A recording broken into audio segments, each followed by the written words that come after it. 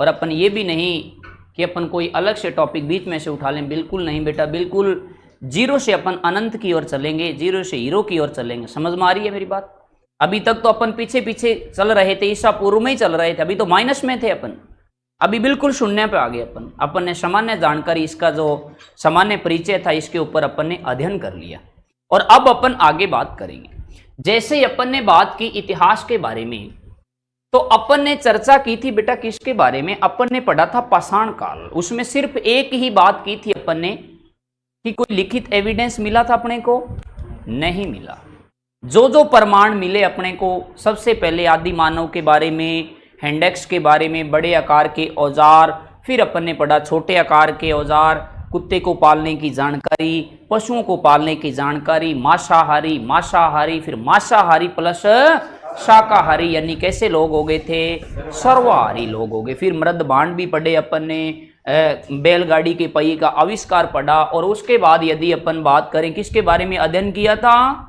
बैलगाड़ी के बाद अग्नि का आविष्कार भी कल आपको मैंने पढ़ाया था। अब यदि अपन बात करें, फर्स्ट ऑफ ऑल अपन पहला टॉपिक पढ़ेंगे जिसे क्या कहा जाता है?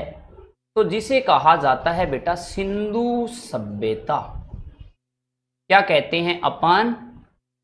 सिंधु सभ्यता कहते हैं। अब यदि अपन सिंधु सभ्यता के ऊपर चर्चा करें, अपने पास एक शब्द आया जिसे क्या कहा जाता है? सिंधु। और दूसरा अपने पास शब्द आया सभ्यता। सिंधु क्या थी? सभ्यता क्या थी? जैसे अपन बात करें, अपने देश में आर्यों का आगमन भी हुआ, अपने देश में ब्रिटिश भी आए, अपने देश में, हाँ जी आओ आ जाओ, हाँ जी बैठो, सीटी के लिए। अच्छा कोई बात नहीं, बैठो आराम से बैठो, पढ़ो। तो अपन बात कर रहे थे सिंधु सभ्यता के ऊपर, यानी जैसे अपन बात करें बीकानेर क्षेत्र की ही मैं बात कर लेता हूं। जैसे अपने राजस्थान में, पश्चिमी राजस्थान की भाषा है मारवाड़ी, है या नहीं है?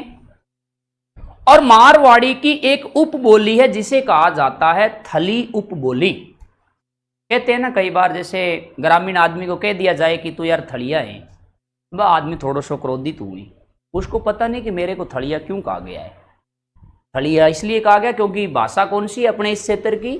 थली उपबोली है, जो बेटा जी अपने मारवाड़ी बोली की एक सहायक लैंग्वेज है।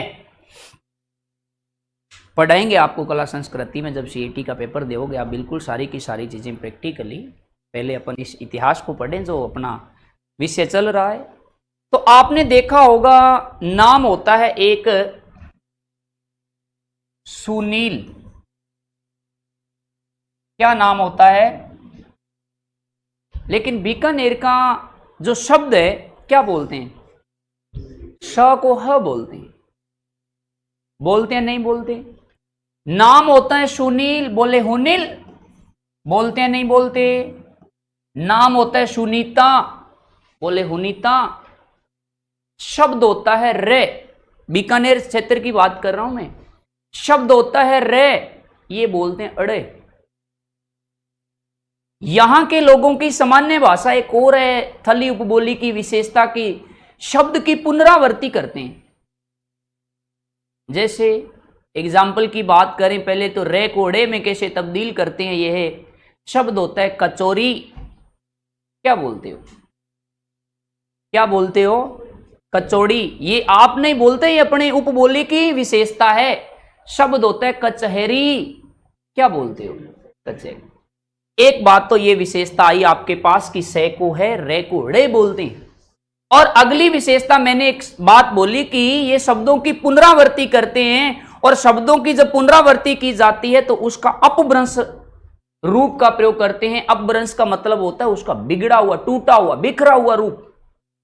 बोले कोचिंग दोचिंग चाल सिखाई, बोले बस दशास सिखाई, बोले मास्टर दास्टर सिखाई।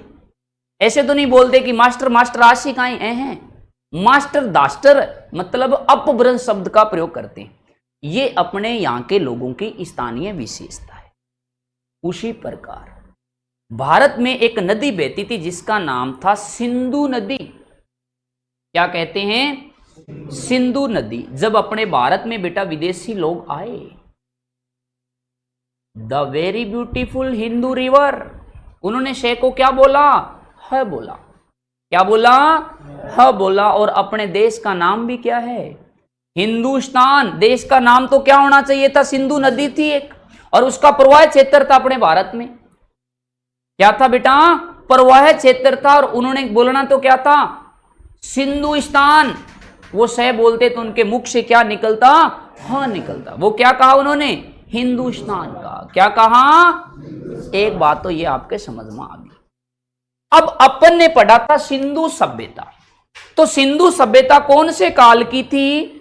आद्यत्यासी काल की। और आद्यत्यासी काल की यदि अपन बात करें तो कौन सा काल?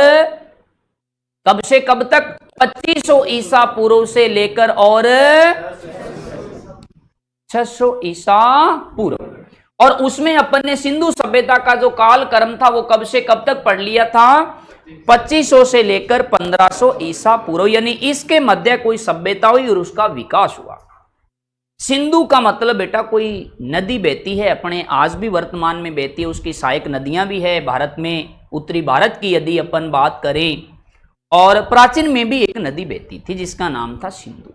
उस नदी के किनारे बेटा जी कुछ अपने को लोगों के वहां पर रहने के क्या मिले? प्रमाण मिले, अवशेष मिले, साक्ष्य मिले, या उसे क्या कहा जाता है? एविडेंस कहा जाता है। अब अपन बात करते हैं सभ्यता शब्द के ऊपर। एक तो होता है सभ्यता और एक होता है संस्कृति। सभ्यता का अर्थ होता है कि एक ऐसे, वैसे आपसे कभी भी एग्जाम में नहीं पूछा जाएगा कि सभ्यता की परिभाषा बताओ, क्योंकि आपका पेपर रिटन में नहीं होना, आपके पास तो ऑप्शन होंगे। शायद आपका जो पेपर होता है वो सीबीटी बेस्ड होता है, मतलब कंप्यूटर के आधार पर आपका पेपर लिया जाता है, ऑनलाइन होता है पेपर। सामान्य भाषा में बात करें तो अब अपन बात करें सभ्यता के ऊपर। एक शब्द तो होता है, शब्द होता है अपने पास कौन सा? सभ्यता। और एक शब्द अपने पास आ जाता है संस्कृति।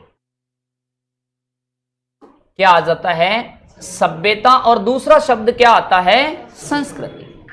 सभ्यता एक ऐसा माध्यम होता है, सभ्यता एक ऐसा माध्यम होता है जिससे किसी भी स्थल के विकास क्रम का अध्ययन किया जा सकता है। जैसे ये एक स्थल है, अपन बैठे, अपना रहन सहन, अपना खान पान, अपने रीति रिवाज, अपना बैठने का क्रम, अपने लिखने के साक्ष्य, ये सारा का सारा क्या है?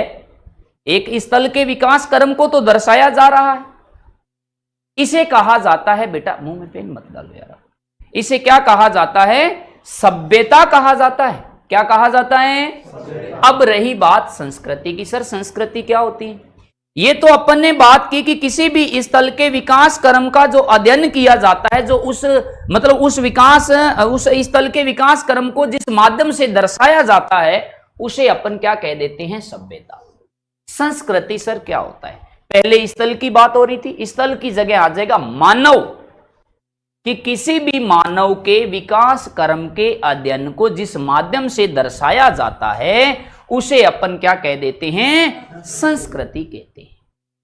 आपने कभी कभी सुना होगा, देखा होगा, अपने जैसे आज जो अपना भारत देश है वो पुरुष प्रधान देश है, पुरुष को प्रधानता दी जाती, घर का मुखिया पुरुष होता है ना। वैसे तो चलो एक हाई कोर्ट होता है, एक सुप्रीम कोर्ट होता है, शादी के बाद जो महिला होती है वो उच्चतम न्यायालय होता है, और जो पुरुष होता है वो उच्च न्यायालय होता है। क्योंकि उच्चतम न्यायालय का जो निर्णय होता है ना वो बिल्कुल पावरफुल होता है, उसके निर्णय को कोई चैलेंज नहीं कर सकता। क्योंकि हाई कोर्ट फिर वहां पे क्या रहता है, उसकी जो मतलब परिधि होती है वो समाप्त हो जाती, फिर ही मामला उच्चतम न्यायालय में जाता है।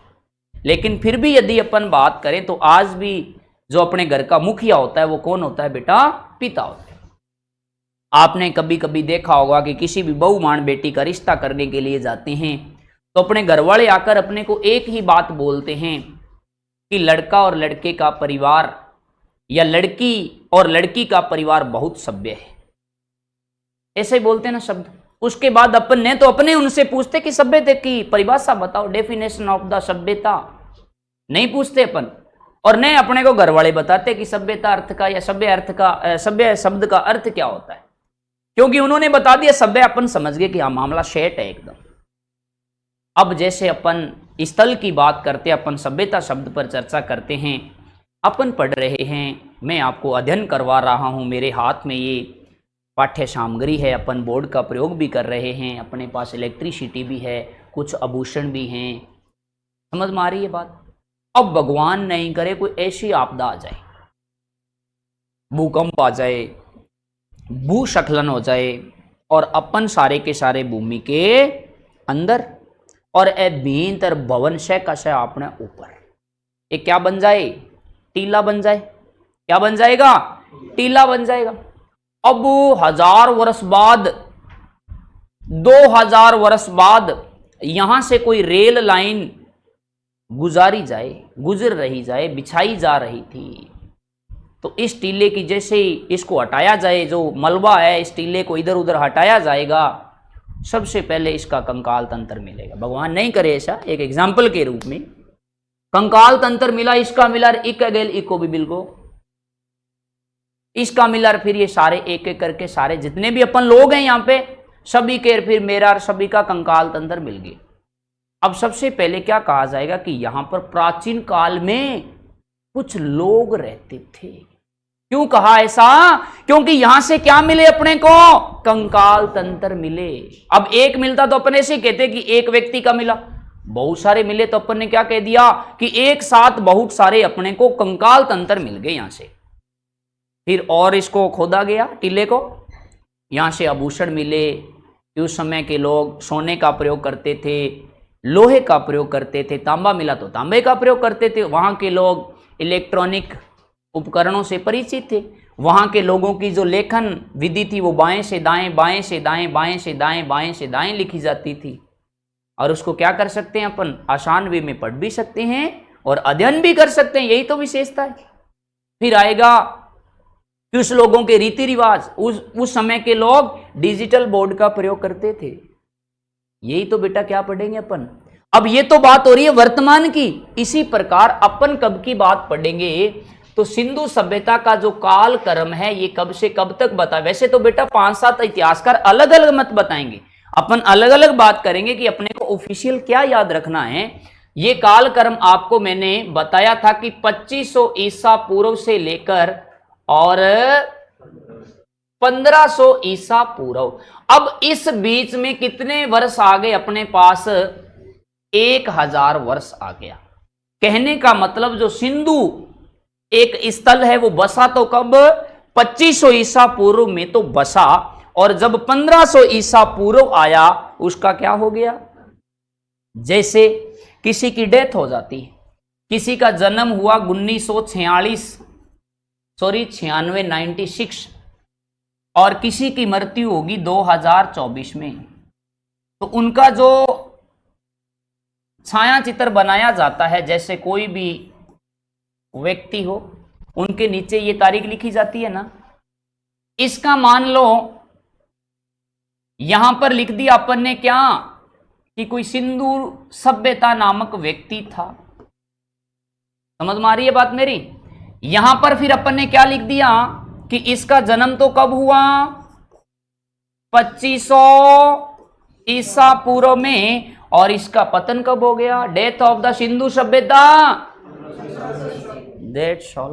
कितने साल का होकर गुजरा था ये आदमी, बात समझ में आ रही है मेरी, नहीं आ रही। इसका मतलब ईसा पूर्व, जो बच्चे आज पहले दिन आए हैं वो थोड़ा समझ लो। और बात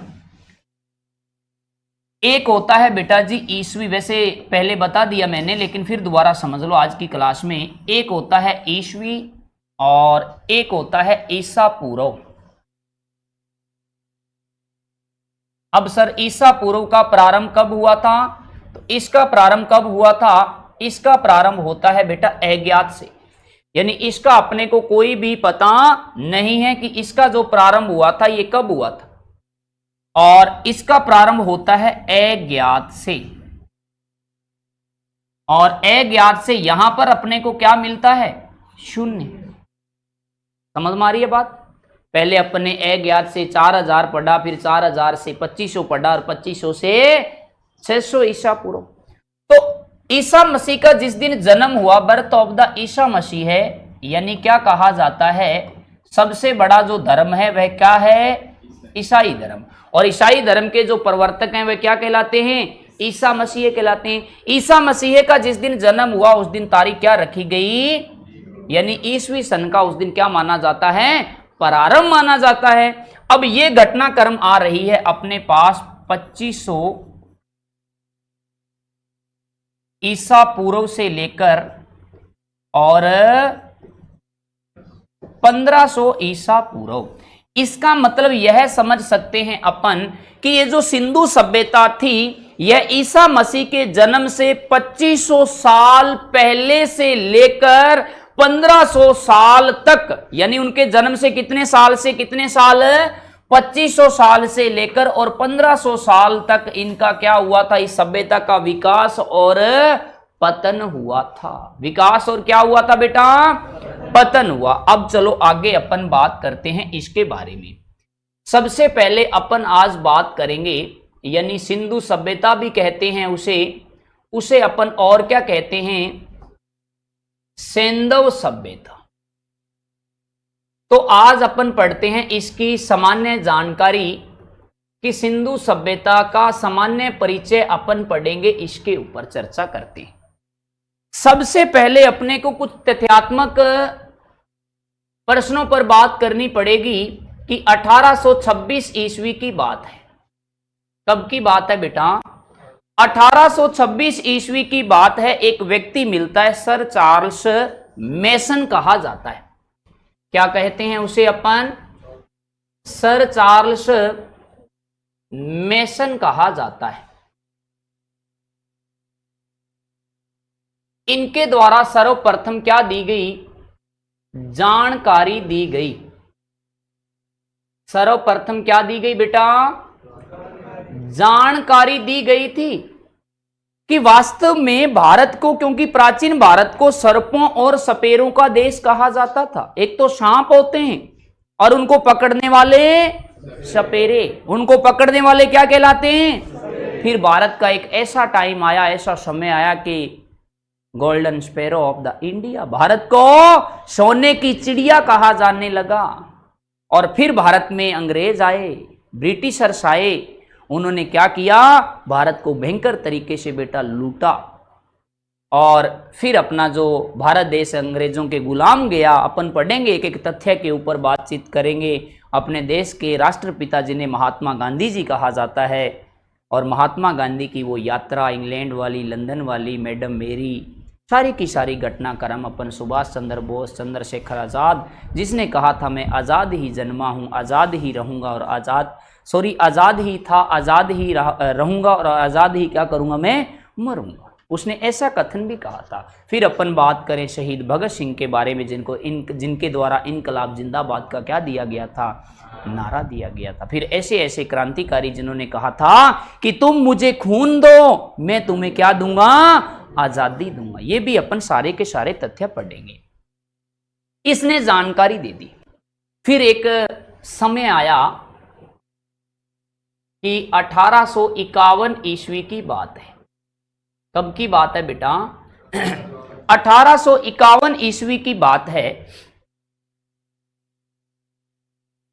अलेक्जेंडर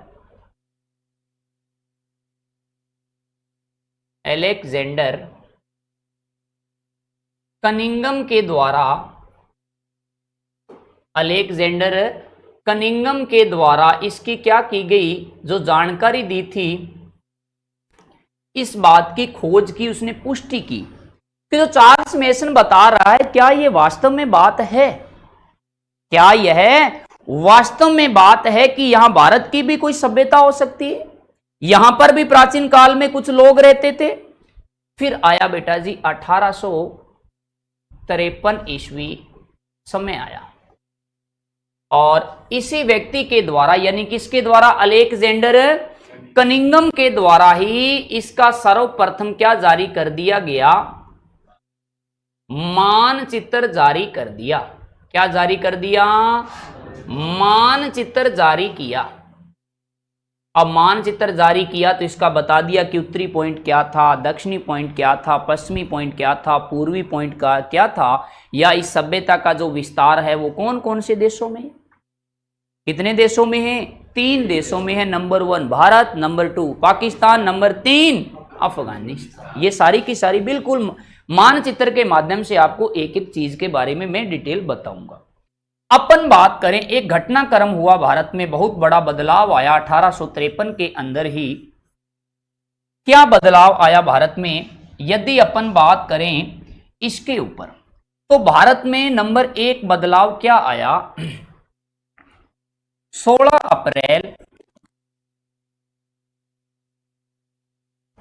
कब की बात है, 16 अप्रैल 1853 ईस्वी में, 16 अप्रैल 1853 ईस्वी में सर्वप्रथम रेल सेवा की शुरुआत हुई।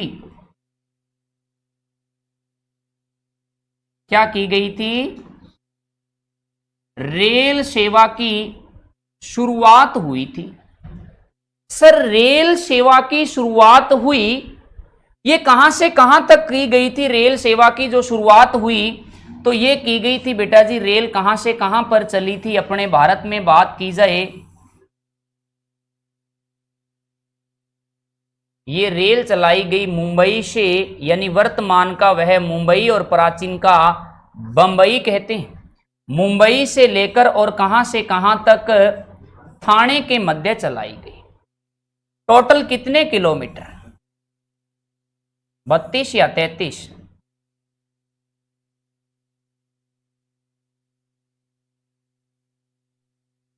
ये क्या चलाई गई बेटा, सर्वप्रथम रेल चलाई गई और इसकी जो दूरी थी ये कितनी मिलती है, 33 किलोमीटर मिलती है। ये दोनों के दोनों जो स्थान है ये कहां पर पड़ते हैं, तो यह पड़ते हैं बेटा जी, वर्तमान में एक राज्य पड़ता है अपना, जिसे क्या कहा जाता है, महाराष्ट्र राज्य कहा जाता है। जब ये रेल सेवा की शुरुआत हुई उस समय जो भारत के गवर्नर, भारत के कौन थे, वायसराय, सॉरी वायसराय नहीं बेटा, क्या थे उस समय, गवर्नर जनरल।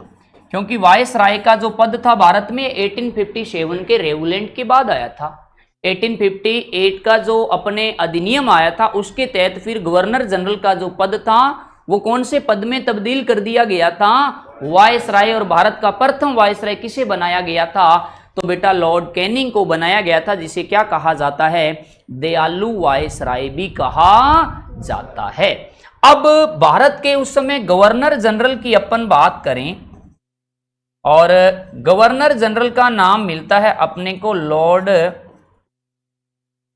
डलहौजी।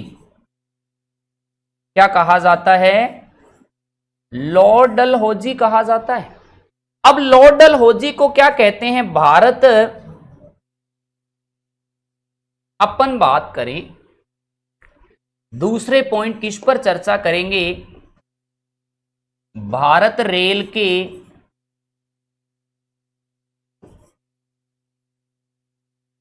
जनक, किसके जनक, भारत रेल के जो जनक हैं ये किसको कहा जाता है, तो यह कहा जाता है लॉर्ड डलहौजी को कहा जाता है। किसको कहा जाता है बेटा, लॉर्ड डलहौजी को कहा जाता है, क्योंकि इनके कार्यकाल में ही ये मुंबई से ठाणे क्या चलाई गई थी, ट्रेन चलाई गई। क्या चलाई गई बेटा? अब क्या हुआ कि इसी जब ये रेल लाइन बिछा दी गई, सॉरी रेल की शुरुआत कर दी गई, अब रेल जैसी शुरुआत की गई तो अपन बात करें,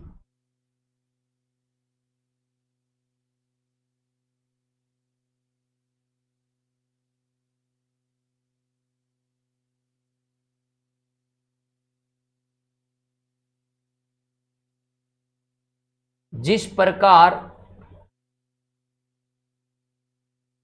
इसे क्या कहा जाता है, तो इसे कहा जाता है बेटा जी ये अपने दक्षिणी भारत का भाग, और इधर अपने पूर्वी भारत, और ये कौन सा भारत, पश्चिमी भारत, और ऊपर उत्तरी भारत, और नीचे, क्योंकि ये तो क्या है 15 अगस्त 1947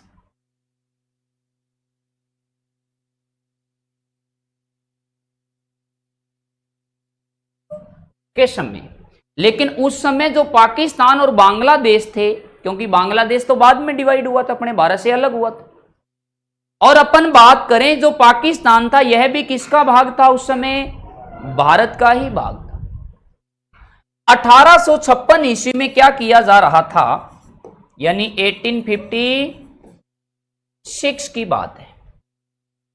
अब रेल की शुरुआत तो होगी, एक तो यहां पर पड़ता है अपने, जिसे क्या कहा जाता है, एक तो जगह पड़ती है यहां पर और एक जगह पड़ती है यहां पर।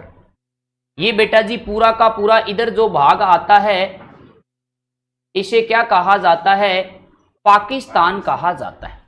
सीमा इधर वाला जो देश है, याद है आपको, काफी खूब सारी चर्चा में आई थी। अभी देखो कईयों के चेहरों पे मुस्कुरान बिल्कुल आ चुकी है कि ये जो सीमा इधर काफी चर्चा में थी पिछले शायद इन दिनों में ही या उससे पहले की बात करें, तो ये पड़ता है बेटा, इस क्षेत्र को क्या कहा जाता है, इसे कहा जाता है कराची। क्या कहा जाता है, कराची। और इसे क्या कहा जाता है, लाहौर कहा जाता है। अब क्या किया जा रहा था कि इधर रेल लाइन बिछाई जा रही थी। क्या बिछाई जा रही थी, और यहां पर इस प्रकार बेटा दो टीले दिखाई दिए। अब जैसे टीले दिखाई दिए तो रेल लाइन बिछाने का कार्य किनके द्वारा किया जा रहा था, रेल लाइन बिछाने का जिम्मा एक व्यक्ति को दे रखा था। बिछाने का कार्य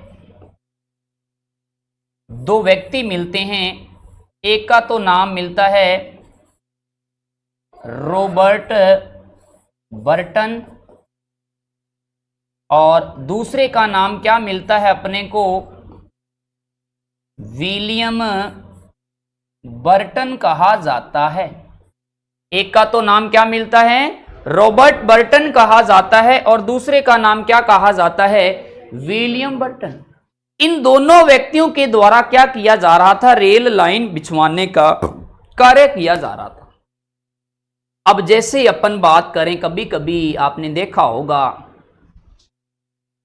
अपन जा रहे होते हैं और सभी के साथ ऐसी घटनाक्रम व्यतीत हुई होगी कि जैसे अपन जा रहे होते हैं, अपन मोटरसाइकिल का अधिकांशतः प्रयोग करते हैं, तो कभी कभी आपने देखा होगा कि अपने जो मोटरसाइकिल होता है उसमें जो पेय पदार्थ होता है लिक्विड अवस्था में वो समाप्त हो जाता है। फिर अपन क्या करते हैं, रोड के किनारे, सड़क के किनारे अपन खड़े होते हैं और दूसरे को रोकते हैं। वो कई बार तो रुक जाता आदमी, कई बार नहीं भी रुकता, और दो चार सुनार और जे मन की मनी बोले पहले डलाई से गुने पेट्रोल, अब बेटी को बाप रोड पे खड़े हैं वो। अब वो आदमी रुक जाता है, लेकिन वो क्या कहता है कि यारो देखो पेट्रोल तो बहुत है लेकिन मेरे पास कोई बर्तन नहीं है। अब अपना भारत देश जो जनसंख्या में पहला स्थान है भारत देश को, क्षेत्रफल की दृष्टि से तो शायद कौन सा स्थान है, और जनसंख्या की दृष्टि से पहला स्थान है बेटा।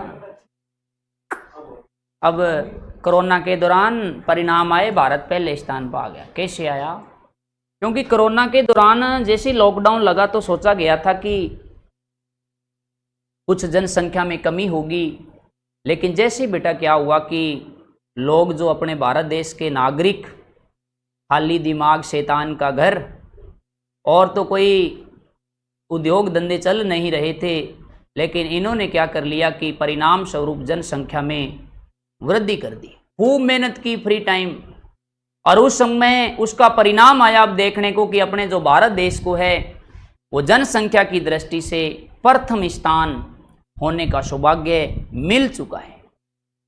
आगे बात समझ में? तो चलो तब तक के लिए धन्यवाद। बाकी की बात करेंगे अपन नेक्स्ट कल की क्लास में।